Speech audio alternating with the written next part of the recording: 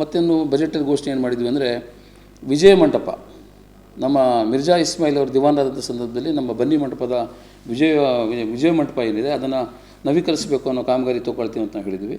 ಅದನ್ನು ರೀಸೆಂಟಾಗಿ ನಿನ್ನೆ ನಾವು ಮತ್ತೆ ಅಲ್ಲಿ ಸ್ಥಳಕ್ಕೆ ಹೋಗಿ ಅದಕ್ಕೆ ಏನೇನು ಬೇಕು, ಯಾಕಂದರೆ ಕೆಲವು ಡ್ಯಾಮೇಜ್ ಆಗಿದ್ದಾವೆ, ಕೆಲವು ಟೈಮಲ್ಲಿ ದನಗಳು ಅದೆಲ್ಲ ಬಂದು ಗಲೀಜು ಮಾಡುವಂಥದ್ದೆಲ್ಲ ಆಗ್ತದೆ.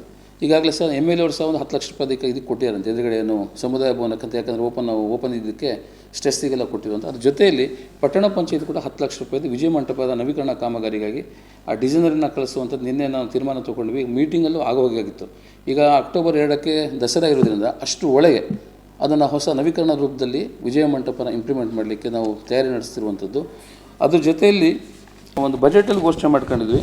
ಸುಮಾರು 40 ವರ್ಷದಿಂದ ನಮ್ಮದು ಇಲ್ಲಿ ಶೆಡ್ಗಳಿರಲಿಲ್ಲ. ಆಟೋ ಸ್ಟ್ಯಾಂಡ್ಗಳಿಗೂ ಸಹ ಒಬ್ಬರಿಗೆ ಆಟೋ ಸ್ಟ್ಯಾಂಡ್ ಅನ್ನೋದು ಇರ್ತಿಲ್ಲ, ಅವರಿಗೊಂದು ಏನು ನಿಲ್ಲಕ್ಕೆ ಒಂದು ಸ್ಟ್ಯಾಂಡ್ ರೂಪದಲ್ಲಿ ಯಾವುದೇ ಇರಲಿಲ್ಲ. ಕಾರ್ಪೊರೇಷನ್ ಬ್ಯಾಂಕ್ ಪಕ್ಕದಲ್ಲಿರುವಂಥದ್ದನ್ನು ಒಂದು 5 ಲಕ್ಷ ರೂಪಾಯಿ ನಮ್ಮ ಈಗಾಗಲೇ ನಾವು ಅದನ್ನು 5 ಲಕ್ಷ ರೂಪಾಯಿ ನಾವು ಕರೆದಿದ್ದೀವಿ. ಅದನ್ನು ಈಗ ಫಿನಿಶ್ ಆಗಿದೆ, ಉದ್ಘಾಟನೆಗೆ ತಯಾರಿಯಾಗಿರುವಂಥದ್ದು. ಮತ್ತು ನಾವು ಪಟ್ಟಣ ಪಂಚಾಯತ್ ದೊಡ್ಡ ಘೋಷಣೆ ಒಂದು ಮಾಡ್ಕೊಂಡಿದ್ವಿ. ಏನು ಘೋಷಣೆ ಅಂತ ಹೇಳಿದರೆ, ಪಟ್ಟಣದಲ್ಲಿರುವಂಥ ನಾಗರಿಕರಿಗೆ, ಬಡವರಿಗೆ ಒಂದು ಸ್ಪೆಷಲಿಸ್ಟ್ಗಳ ರೂಪದಲ್ಲಿ ಸಂಡೇ ಟು ಸಂಡೇ ಒಂದು ಸಂಡೇ ಕ್ಲಿನಿಕ್ ಮಾಡ್ತಿದ್ದೀವಿ ನಾವು ಅಂತೇಳಿ. ಏನಂತೇಳಿ ಪಟ್ಟಣ ಪಂಚಾಯತಿ ಕ್ಲಿನಿಕನ್ನು ಓಪನ್ ಮಾಡ್ತೀವಿ ಅಂತೇಳಿ. ಅದು ಉದ್ದೇಶ ಏನಿತ್ತು ಅಂತ ಹೇಳಿದರೆ, ಒಂದು ಸ್ಕಿನ್ ಸ್ಪೆಷಲಿಸ್ಟ್ ಇರ್ಬೋದು, ನ್ಯೂರೋ ಸ್ಪೆಷಲಿಸ್ಟ್ ಇರ್ಬೋದು, ಇವರೆಲ್ಲ ತುಂಬ ರೇರು, ನಮ್ಮಲ್ಲೆಲ್ಲ ಬರೋರಿಲ್ಲ. ಬಂದರೂ ಸಹ ಪ್ರೈವೇಟ್ ಹಾಸ್ಪಿಟ್ಲಿಗೆ ಬರ್ತಾಯಿದ್ರು. ಒಂದು ಸತಿ ಫೀಸು 500,000 ರೂಪಾಯಿ ಕೊಡುವಂಥ ವ್ಯವಸ್ಥೆಗಳು ಇರ್ತಿತ್ತು. ಅದು ತುಂಬ ಬಡವರಿದ್ದರಿಗೆ ಅದು ಕೊಡಲಿಕ್ಕೆ ಸಾಧ್ಯ ಆಗ್ತಿರಲಿಲ್ಲ. ಆ ಕಾರಣಕ್ಕೆ ಮತ್ತು ನಮ್ಮ ಗೌರ್ಮೆಂಟ್ ಹಾಸ್ಪಿಟ್ಲು ಆ ಸ್ಪೆಷಲಿಟಿ ಇಲ್ಲ. ಅವರು ಬೇರೆ ಕಡೆ ಹೋದರೂ ಸಹ ಅದನ್ನು ಬರ್ಡನ್ ಆಗ್ತಿತ್ತು ಅವರಿಗೆ.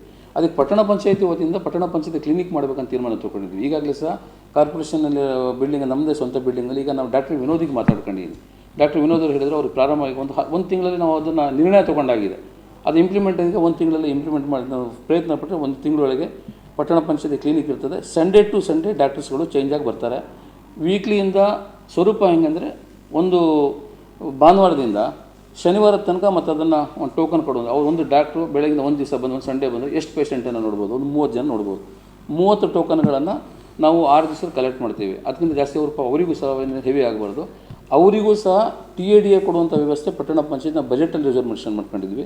ಅದು ಪಟ್ಟಣ ಪಂಚಾಯತಿ ಅವರಿಗೆ ನಾವು ಇದನ್ನು TADA ಕೊಡ್ತೀವಿ. ಸರ್ವಿಸ್ ಮೋಟಿವ್ ಇರುವಂಥ ಡಾಕ್ಟರ್ಗಳನ್ನು ಕರೆಸಿ ಅದನ್ನು ಸಂಡೇ ಟು ಸಂಡೇ ಬಡವರಿಗೆ ಕೊಡುವಂಥ ವ್ಯವಸ್ಥೆಗೆ ಪಟ್ಟಣ ಪಂಚಾಯತಿ ಈಗಾಗಲೇ ಸಂಪೂರ್ಣವಾಗಿ ತಯಾರಿ ನಡೆಸ್ತಿರುವಂಥದ್ದು.